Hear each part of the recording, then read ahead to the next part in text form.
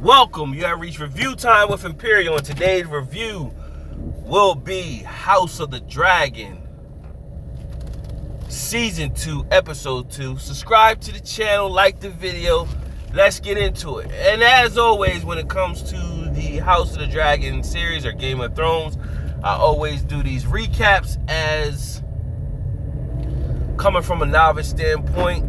Well, maybe a little bit more than a novice or whatever, because I know what's going to happen in doing some research or whatever. But sometimes I get names, scenarios off or wrong, but I'm covering it, give you most of the summary and a recap from how I view it or my opinion or whatever. So these situations is with these shows, it's because it's a book. You already know kind of what's going to happen. You're just trying to see it play out live on the screen and see how much do they stay with the book versus what's on screen. Now, so far, they've been going exactly from the book on what I've been seeing or whatever. And as I've been saying, if you've been watching my recap from last year or my recap last week, it ain't too much. A lot goes on in the war. You could sum the war up pretty much in 6 episodes, but they're going to stretch it out, do a lot of dialogue, a lot of scenes to make it stretched out. But really, the war is not too much that goes on in the war, and they planning everything out. So let's start off with this episode. We know last episode that Prince Daemon had the rat catcher and the goon go out and a son for a son, and they was actually going to try to kill Aemon. However, they played it like Aemon was doing war strategy, and after he was doing war strategy, where he once was in the study, he wasn't there no more. So they couldn't kill him. However, they got a hold of Aegon's wife, King Aegon II's wife, and we all know his wife is his sister. So he got a hold of her, and she had to choose between her kids, and they wanted to know the son, and of course she pointed out the son, and they killed the son. So this is the aftermath, direct aftermath. It comes on with the townspeople being ushered out of the King's Landing Castle, and they found the perpetrator trying to leave with the rest of the people. He had a bag with the child's head in it. Crazy. So now they got a player, and he's pissed. So he's livid, taking his sword, breaking stuff, and now the hand, which is Otto Hightower, which is his grandfather, is basically telling them, without fully knowing the scenario, put this on Rhaenyra, and she's making claims to the throne. But if you say she did this, that she would actually kill a kid in war, then that'll make her look bad or whatever. But that didn't work. So nevertheless, that was the bulk of the season. And so the disabled guy, I can't think of what his name is. It'll come to me. I get his name now. But the crippled guy showed up last episode and pretty much put the bug in Aemon's ear, telling him, I said Aemon, in Aegon's ear, telling him, hey, the hand, which is your grandfather, he's been the hand for the last 3 kings.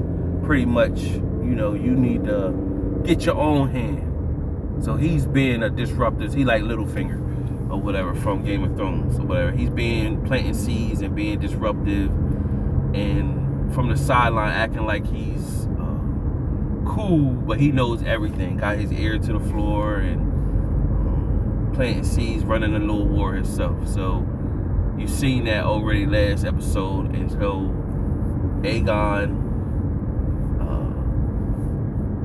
has been looking for Sir Criston Cole. So this happens in the book as well. And he makes Sir Criston Cole the hand. He has this big back and forth with his grandpa in the episode, and had this big back and forth with his grandpa, and pretty much told his grandpa, hey, give up your badge, give it to Sir Criston Cole. He thinking because Sir Criston Cole is good and war ready, he can be the hand and give him great advice. He can't, because he doesn't understand the politics that go on behind this, so he's not going to be good in that area. He's good for the war. So that's what's going to play out in this season with Sir Criston Cole. He's not going to be a good hand. He's just good for war. But that's pretty much, that's going to sum up Criston Cole when a war come, and then it's, I don't want to give up too much of a spoiler, but you really good. I could do one video and just say, spoil everything and say what's going to happen. Just see what storyline they stick to. So nevertheless, they go to the funeral. They want to walk through the town. They want to place the kid's body on display. Have Helena and Alicent, which is the grandmother / her daughter, go through the town behind her son, showing the baby. They got the head. They put the head back on. You can see where the head was severed, but they just put it there. I thought they was going to. It was when they going through the town. It was a moment where the carriage got stuck on like a rock or a break in a road. I thought when they got through that moment and the townspeople came up saying "Queen, Queen" and all that, I thought the head was gonna roll off on us. Oh, that would have set it off. If the head would have rolled off from the kid, would have rolled off. I guess it's too graphic because it was a kid, but man, that would have set it off if when they struggled and the head just rolled off in the street. Man, that would have just set it off.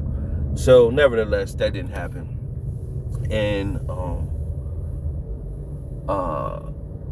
Helena, she foreshadowed. She looked off in the sky. We know she could. She's see visions, and it foreshadowed like dust could speak to fire, like ashes and stuff like that. So she foreshadowed that. Meanwhile, back in Dragonstone, Rhaenyra finds out what happened and that she's being accused. She's like, I would never do that. Even though what happened to my son, I wouldn't do that. But they saying you getting accused of that. So they said, who picked the hit to do that to the child? And she instantly looked at Prince Daemon. So she wanted to talk to him one-on-one, telling him pretty much he was selfish and he did this despite her, and he wanted to do his own thing, and she'd never get her thrown down and people would look at her a certain way, and how could he do this? And pretty much she said, am I your queen? Am I your ruler?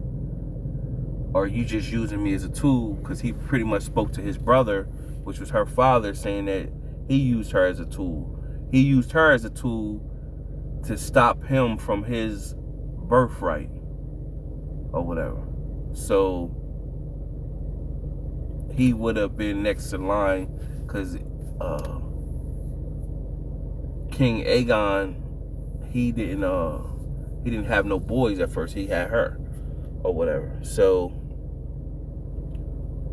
Prince Daemon would have been the next in line. So they needed Rhaenyra to have sons so that could offset. But he gave his blessing for her to be the queen to rule over. And Alicent slipped in and pretty much said, lied and said that he wanted his son, King Aegon II,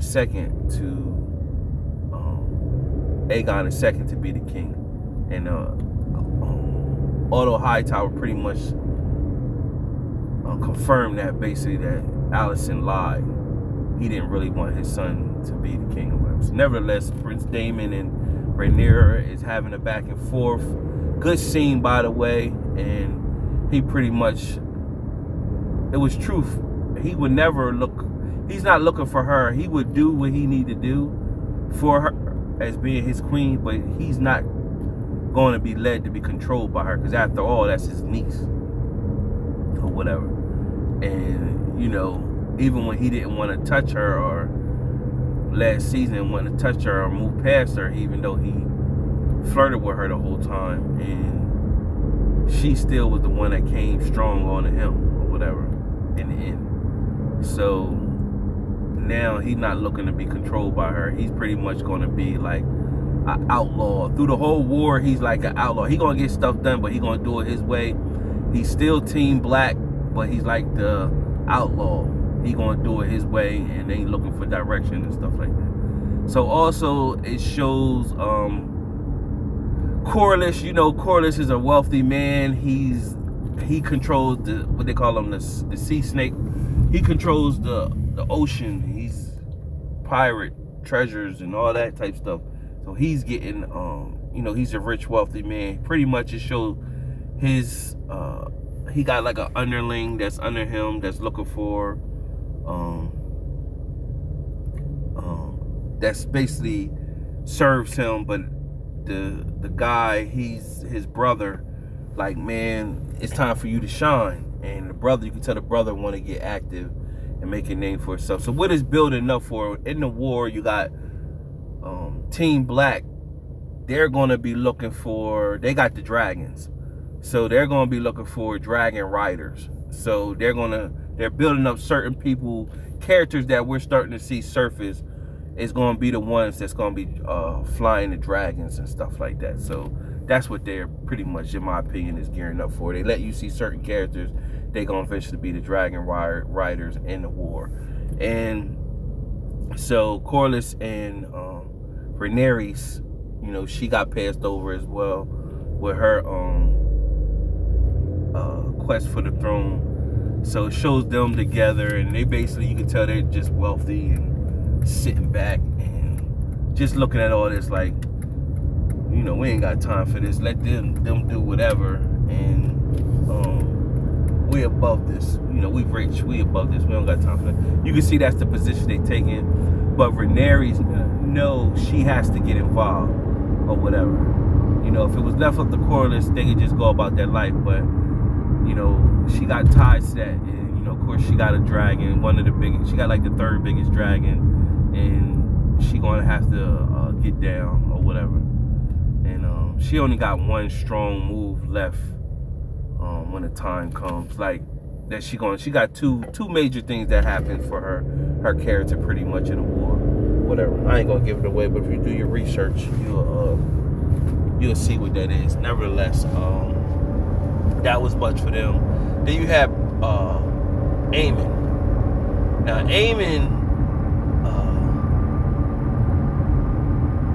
Aemon pretty much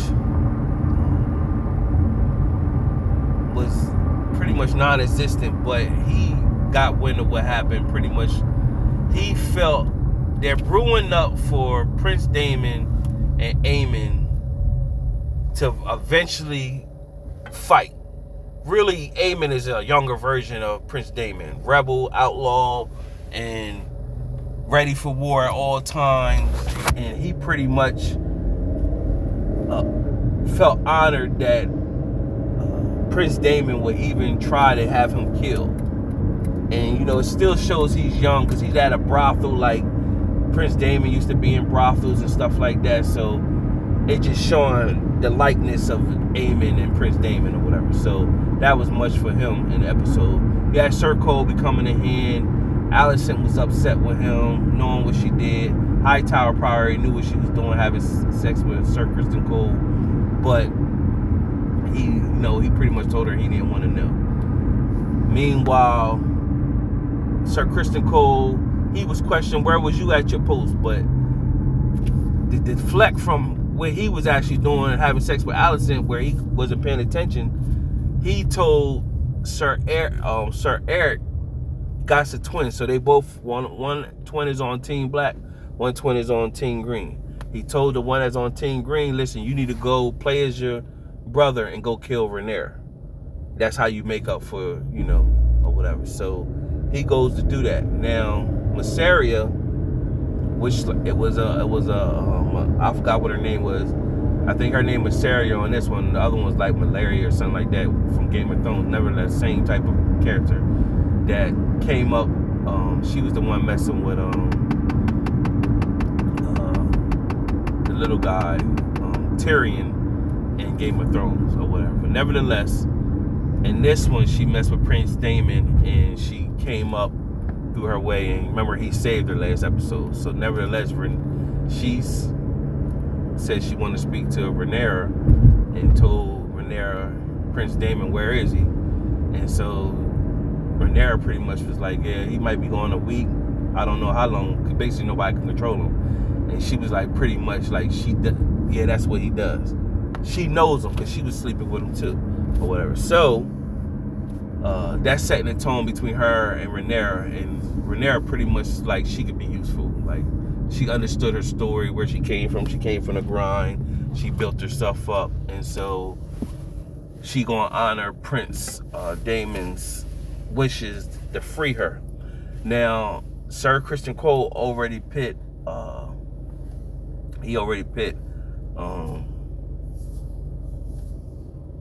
Sir Eric to go play as his brother and kill Rhaenyra. So while she was being freed and Rhaenyra already sent her knight to make sure she gets safe passage to get free. As she was walking, now keep in mind that one twin they already seen in King's Landing,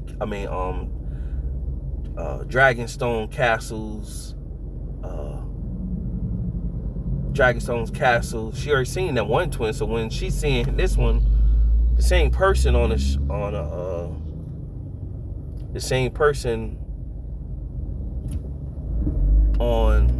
the beach, she like, hold on, that's not right. I just seen. So she knew something was off. So she told the knight, like, give a moment. So it doesn't really tell her going that it doesn't really tell her that she went back and told somebody. It just shows the one brother that's out to kill Rhaenyra, he sees his other brother. So now this was a good scene because it kept showing both brothers in the suit and in the knight armor.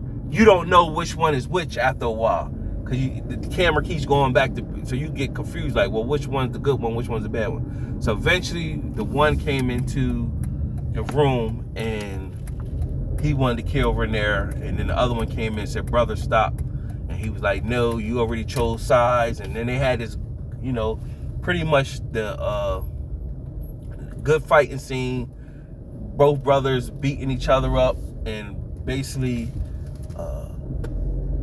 get a chance to stab one another. So the last scene, you don't know which brother was what, but I believe that the one that was coming there to kill Rhaenyra, he bested his brother that was on Rhaenyra's side. He bested him to kill him. And what happened when he killed his brother, he was wounded, but I think when he killed his brother, he pretty much was, like, dang, like, I did all this and I killed my brother, it's not worth it. So you could tell he was like, when he was killing his brother, he said, I still, despite us fighting, I love you. And then he killed his brother. But what happened from there is he looked in front of Rhaenyra and pretty much said, I'm sorry, your grace. And he put the sword on the ground and laid on the sword and killed himself. So both brothers died. So now, it's real war right there. So that was pretty much the bulk of the episode. In the episode, then you had, Hightower talking to Alicent, pretty much saying, King Aegon II released him of his duties.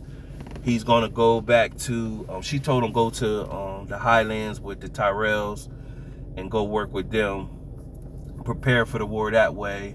And she going to talk to Aegon to get him to bring you back on the fold. And that does eventually happen, but after so much damage was done. So nevertheless, that's what happened with that. And then it showed Alicent smacking Sir Criston Cole, and then they eventually get intimate again. And that was pretty much the episode. So another decent episode. I think I